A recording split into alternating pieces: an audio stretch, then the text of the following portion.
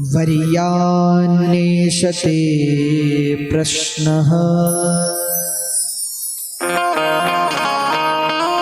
कृतो लोकहितं नृप।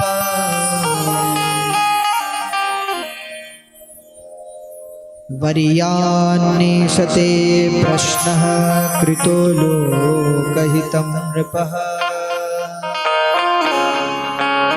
भगवान शुकाचार्य कहते हैं, राजन तुमने जो प्रश्न किया वह समाज के कल्याण के लिए किया है। ये मात्र तुम्हारा प्रश्न नहीं बल्कि हर व्यक्ति का प्रश्न।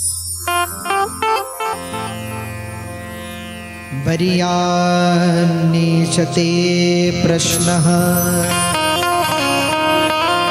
कृतो लोकहितं नृप। आत्मवित्सम्मतः पुंसां श्रोतव्यादिषु यः परः। परिनिष्ठितोऽपि नैर्गुण्यः उत्तमश्लोकलीलया गृहीतचेताराजर्षे आख्यानं यदधीतदा।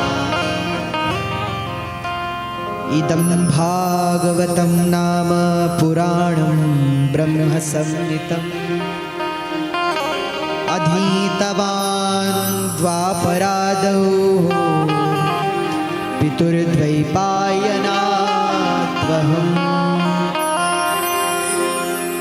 भगवान शुकाचार्य बोले, हे राजा, वर्यान्नेषते प्रश्नः कृतो लोकहितम्। तुम्हारा प्रश्न लोक कल्याण के लिए है, जगत कल्याण। ध्यान से सुनना, ये प्रश्न केवल राजा परीक्षित का नहीं है बल्कि हम में से यहाँ कथा में बैठे हर व्यक्ति का, बल्कि जिसका जन्म हुआ है उस हर व्यक्ति का प्रश्न है। क्या? म्रियमाणस्य सर्वथा। क्या प्रश्न है? म्रियमाणस्य सर्वथा। जिस व्यक्ति की मृत्यु निकट हो उसे क्या करना चाहिए? अजय भैया, निकट का पता तो तब चले जब मौत का पता हो कि कब आएगी, तब व्यक्ति हिसाब लगाए कि इतने दिन बचे हुए हैं। परंतु मृत्यु का कोई भरोसा है क्या? न जाने कब आ जाए। कल आएगी, परसों आएगी, 1 महीने बाद, 1 वर्ष बाद, 2 वर्ष बाद, 10 वर्ष बाद, पर आएगी जरूर। कोई ये नहीं कह सकता कि महाराज हम इस दिन मरेंगे। कोई है ऐसा जो कह सके कि महाराज हम इस दिन मरेंगे? है कोई? मृत्यु का पता किसी को नहीं, न जाने कब आ जाए। इसलिए हमारे भगवान शंकर गले में सर्प को धारण करते हैं। भगवान शंकर के गले में क्या है? जोर से बोलो, क्या है? सांप है। सर्प जो है वो मृत्यु का प्रतीक है। सर्प मृत्यु का प्रतीक, यानी भगवान शंकर उससे हमें क्या शिक्षा देना चाहते हैं? भगवान शंकर हमें ये बताना चाहते हैं, बोले ये मत समझना कि भी हम जवान हैं, मौत नहीं आएगी। मृत्यु तो गले के बगल में बैठी है, न जाने कब आ जाए, क्या भरोसा। इसीलिए महात्मा लोग कहते हैं, क्या भरोसा है इस जिंदगी का, साथ देती नहीं हर किसी का, न जाने कब मौत आ जाए। इसलिए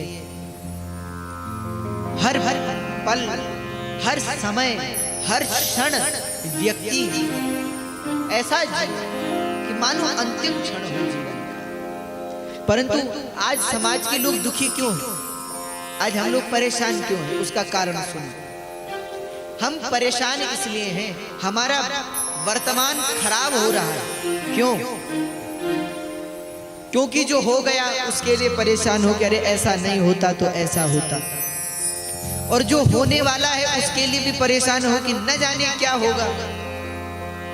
तो जो हो गया उसकी चिंता में और जो होने वाला है उसकी चिंता में जो हो रहा है वो बर्बाद हो रहा है। हम आज परेशान हैं। क्यों? जो हो गया उसके चक्कर से और जो होने वाला है उसके कारण। इसलिए जो हो गया उसे भी छोड़ो, जो हो गया सो अच्छा हुआ, और जो होगा वो भी अच्छा होगा, ये सोच करके आज को जियो। पर हम लोग आज में नहीं जीते, हम कल में जीते हैं, परंतु कल का क्या भरोसा। हम लोग सोचते हैं कि कल आएगा। हम लोग आपको बार बार कहते हैं कथा ध्यान से सुनो, हल्ला मत करो, बातें मत करो। क्यों कहते हैं पता है? आप लोगों को तो परीक्षित से भी ज्यादा ध्यान से कथा सुननी चाहिए। और परीक्षित जी कितने ध्यान से सुनते हैं पता है? जब परीक्षित जी कथा सुनने के लिए बैठे 4 दिन 4 रात हो गई। कितना? 4 दिन 4 रात परीक्षित जी महाराज अपने आसन से भी नहीं हिले, पानी भी नहीं पिया, भोजन करना तो छोड़ो, टहलना तो छोड़ो, अपने आसन से खड़े भी नहीं हुए, पैर भी सीधा नहीं किया। 4 दिन 4 रात हो गई कथा सुनते सुनते। तब सुखदेव जी कहते भागवत के 10वें स्कंद में, बोले राजन हम तो महात्मा हैं, परंतु तुम तो सुख सुविधाओं में रहे हो, थोड़ा टहल कर आ जाओ, पैर सीधे कर लो, भोजन कर लो, जलपान कर लो। तो परीक्षित जी कहते हैं, बोले पिबंतम त्वं मुखाम भोजम च्युतम हरि कथाम पतम। हे सुखदेव जी मैं जल भी पी रहा हूँ, भोजन भी कर रहा हूँ। बोले भोजन कैसे? बोले जो आपकी कथा है उससे ही मेरी भूख मिट रही है, क्योंकि अब मुझे सामान्य भोजन की लालसा नहीं है, सामान्य जल की लालसा नहीं है, अब तो मुझे आपके मुख से बहने वाली कथा गंगा कर रही है, तो मैं अब इसे छोड़कर इधर उधर क्यों जाऊं? इतने ध्यान से परीक्षित जी कथा सुनते हैं, तो सोचो हमें उनसे भी ध्यान से कथा सुननी है। क्यों? क्योंकि परीक्षित जी के पास कितने दिन हैं? जोर से बोलो, कितने दिन हैं? नहीं पता है? 7 दिन है। परंतु हम में से कोई कह सकता है कि हम 7 दिन तक नहीं मरेंगे, चाहे कुछ हो जाए, चाहे कहीं से भी फेंक दो, चाहे कहीं भी बैठा दो, अग्नि में बैठा दो, जल में डुबा दो, नहीं मरेंगे हम। 7 दिन बाद कथा सुनने के बाद ही मरेंगे, कोई कह सकता है? इसलिए मृत्यु का कोई भरोसा नहीं। परीक्षित जी के पास तो 7 दिन कन्फर्म है, परंतु हमारे पास पता नहीं 1 दिन की कथा सुन पाते हैं, 2 दिन की, 3 दिन की, 4 दिन की, 5 दिन, कोई भरोसा नहीं। इसलिए हर क्षण को आनंद में जिए, हर समय प्रसन्न रहिए। किसी भी समय में आप आज के लिए प्रयास करो, कल स्वतः ही सुधर जाएगा, कल का सोचना नहीं पड़ेगा। आप आज में जीकर तो देखो, परंतु हमें चिंताएं किसकी? कल की। हमें चिंताएं कल की? शाम की। अब कथा में भी बैठे हो फिर भी चिंता शाम की है, क्या भोजन बनाना है, घर जा करके घास काटना है, पशुओं को बांधना है। आज की नहीं सोच रहे, अभी की नहीं सोच रहे कथा की, उन्हें शाम की पड़ी है। शाम तक व्यक्ति जी जाए तो शाम की सोच लेना, पहले आज की तो सोचो, अभी में जी। सुखदेव जी परीक्षित को समझाते हैं, परीक्षित तुम कह रहे हो मैं मर जाऊंगा, तो इस संसार में अमर कौन है? हर किसी को एक दिन मर जाना है भाई। जो संसार में आया है वो जाएगा भी, ये तो निश्चित है।